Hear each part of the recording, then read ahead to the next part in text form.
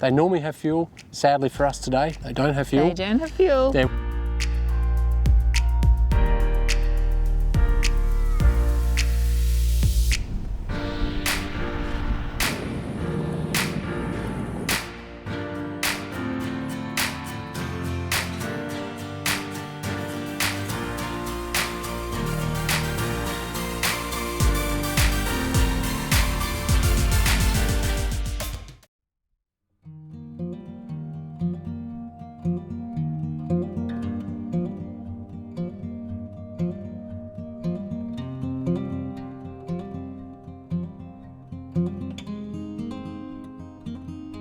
After such a long, stressful day the night before, getting in well after dark, we didn't know what to expect in the morning.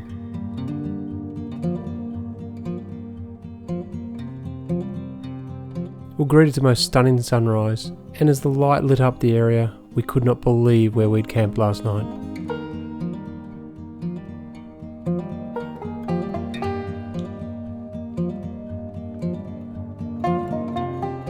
I really hope this footage does this place justice.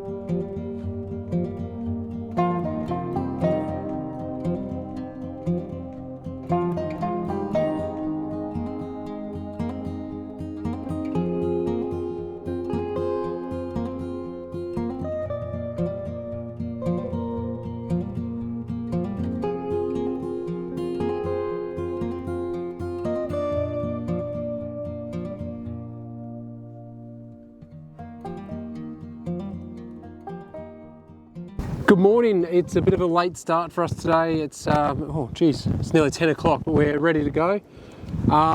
It was a very late night last night. We actually pushed on through to Deons Lookout, which is incredible. I love it. It's very windy though, so I really apologise. I hope the wind's not too bad for the mic.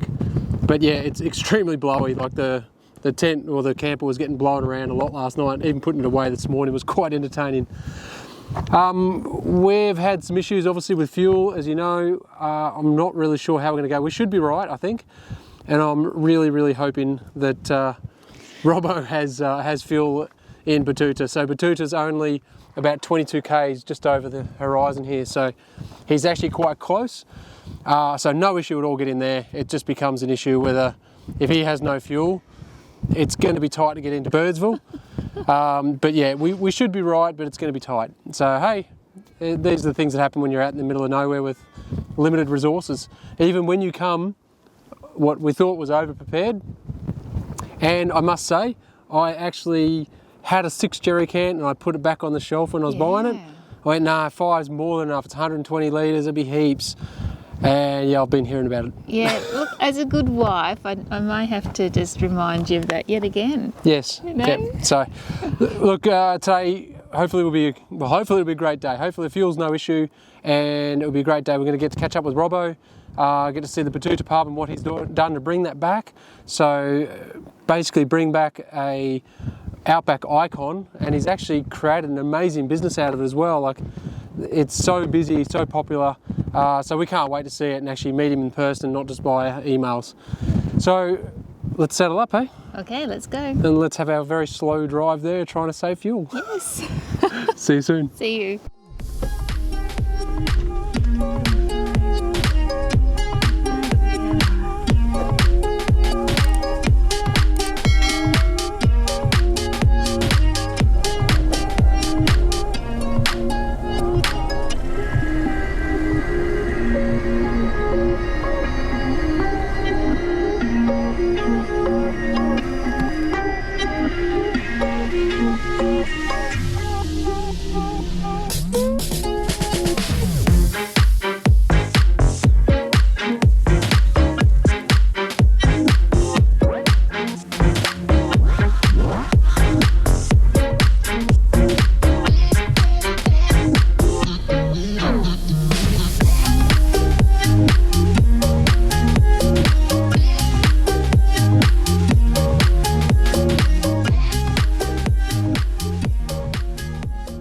Hi everyone, welcome back. Here we are at the infamous and famous Betoota Hotel. Unfortunately, we were going to catch up with Robbo, but he's a little bit busy and we didn't get a chance to sit down with him. But it was still a great meeting and we got to meet some really cool tourists as well, people who are travelling through very similar to us. Yeah, it's lovely just sitting there with a cider in hand and having a drink on the veranda. It was beautiful. Yeah, $5 beers is always a good thing. Yeah. It's very cheap for around here, that's for sure. Yeah, but the Betoota Hotel started its life off in 1885 as a customs post. And would you believe, looking around, you can't actually believe it, but yeah, in 1895, this place actually was a pretty bustling little township because the rabbit-proof fence came through. Obviously that brought people, and Cobb & Co used to have a stop-off here at Betoota. So instead of all these cars, can you imagine horse and carriage coming through? And this is literally, it is the only building here. Apart from some outbuildings at the back, which are garages and stuff, which is all part of the hotel. Yeah. It is the only structure here. Yeah, and I think back in, you know, those late 1800s, there was a police station, a grocery store. It was a full town. You know, and there's not even any signs that they were even here. Yeah, there's not even any ruins. It's quite interesting. Yeah. So obviously, the Federation, you know, the development of the Federation actually basically put the pub out of, or the customs post out of business because there was no need for any customs posts when the Federation came along. So obviously the hotel was then run for about 4 decades under the one publican. And unfortunately he had to close it down in 1997 because obviously the trade wasn't here. And then along came Robbo. A panel beater from Logan. Panel beater from Logan, who has actually bred new life into the place. He's come all the way out here to renovate and open up this pub, this very unique building with amazing character. Yeah, it's incredible. Yeah. The thing I find really interesting is that we stayed at obviously at Deons Lookout last night, and up until that point, so from Windorah to Deons, I think we saw 1 actual car and 2 vehicles that were on roadworks, but so 1 actual car. And then all last night and all this morning, and we didn't leave till about 10 o'clock, not a single car. We didn't see a single car until we got here, and as we pulled up here, multiple cars have come and gone. So it's really good to see that people not only has Robbo come out and save this pub, but people are embracing it and visiting it and everything like that. So if you're coming out here, it's a small detour, definitely come and do it. They normally have fuel. Sadly for us today, they don't have fuel. They don't have fuel. They're waiting for fuel. They've got a big rally coming through, and they need about 7,000 litres and they've got nothing. But they're about to go into Birdsville themselves to get fuel just to run their generators and everything. So so it's going to make an interesting trip into Birdsville, but we should be right. We should be right. Yeah. We should be right. But definitely, if you're coming out here, stop in. Great pub, friendly people, and you get to meet some really cool people as well. Yeah, definitely do the detour. And the bar attendant just told us that there's a wedge-tailed eagle nest just around the corner. So we're going to stop and see if we can see anything there. In Australia, just around the corner could be 200 kilometres away, but apparently it's just around the corner. So we'll go and see if we can find that.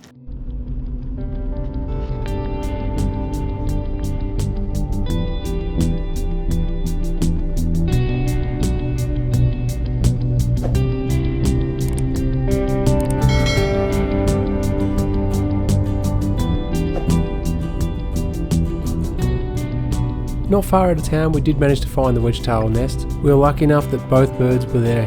Sadly, by the time we got the cameras out, they had actually both taken off. You can see them circling in the background here.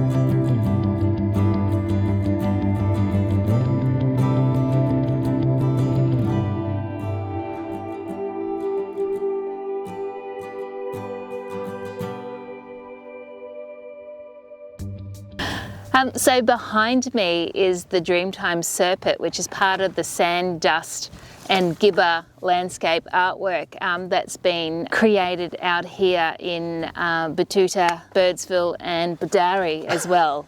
So we're obviously just outside of Betoota, which is where the Dreamtime Serpent is. And it actually, this artwork tells women's Dreamtime stories. So the artwork's made out of local gibbers. So gibber is just stone or rock, and obviously we're in a gibber desert at the moment. And this serpent represents the river systems of the Channel Country. It's actually quite spectacular. You can't miss it as you drive along. Don't keep driving, stop. Stop and take it all in, because it's absolutely amazing.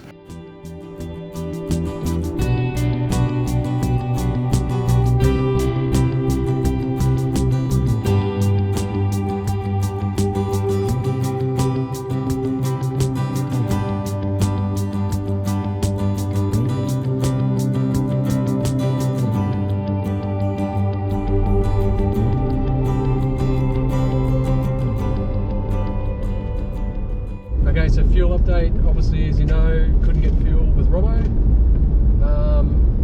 And how far we got now? 106. We should be right. The roads have been a lot better this time. This side, they've been much firmer, so I've been able to sit on that 80-85 quite happily at 15-ish litres per 100. And there's been a couple of longer bitumen sections, which has surprised me. So I think we're going to be right. Still in nip and tuck, but we'll be right, I think. So, well, has to be. We've sent it, so we have to be right now. Hey? What have you thought so far of the trip? It's great. I'm so glad we've actually come out just after the flood, because the red and the green, like the red of the soil and then the green of, still limited vegetation. We're still in the desert, really. But it's just absolutely stunning, and the colours of the sunsets and the sunrises, it's just spectacular. Like driving along the development road last night on twilight, it just looked like the sky had turned to lava. Yeah, I honestly, I was struggling to see. I was struggling to. Our headlights were that covered in mud and dirt and everything like that. I was genuinely struggling to see on the road. We actually even turned the lights off a couple of times and it made virtually no difference. So I definitely saw some of the sky. I can't say I appreciated it as much, but it's been spectacular. It really has. Yeah. I can't believe how green it is. It blows me away. And water. There's water everywhere. Obviously because it's been flooding, but it is incredible to see. Just a moment ago we went past the Cordello Downs Road, which is definitely closed, which was our original plan A. We would have been heading down there after we'd done Poplar's Corner, but as you've probably already guessed by now, that's not happening. We're not seeing Haddons either, because we want to do that triple corner challenge as a trip.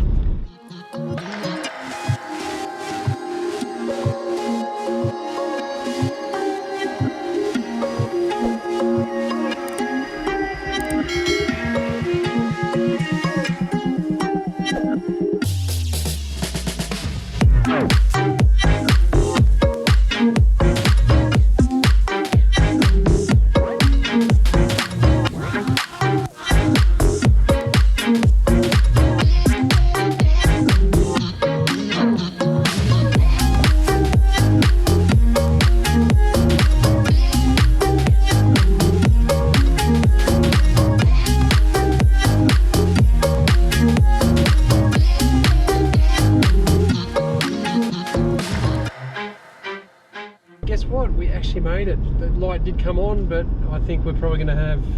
Actually, it'd be interesting to see how much fuel it actually takes. But I reckon we've probably got 15-20k range, so heaps. Any more, it just would have been extra weight. Oh, exactly. It was just being efficient. Yes. So we're going to come in. We've decided we're actually going to spend an extra night here. We've kind of gained a day. Burke and Wills Tree. So we've actually gained a day by pushing on to Deons. So, oh wow, that's full. We just crossed the Diamantina river. So we're going to go and set up. We're actually staying at the Birdsville, main Birdsville caravan park, just so we've got power, etc. and stuff like that. But we'll go and get set up, and then I'll go and put some fuel in this, and we'll see exactly how much it takes. Yes. But more importantly, we're going to go get some lunch. It's been a long day again, even though it's a late start. Looking forward to the Birdsville bakery. We've seen heaps about it, so hopefully there's something still there. Yeah, hopefully it's still open. Yeah, good point. Oh, geez, it's 3 o'clock. Okay, see you soon.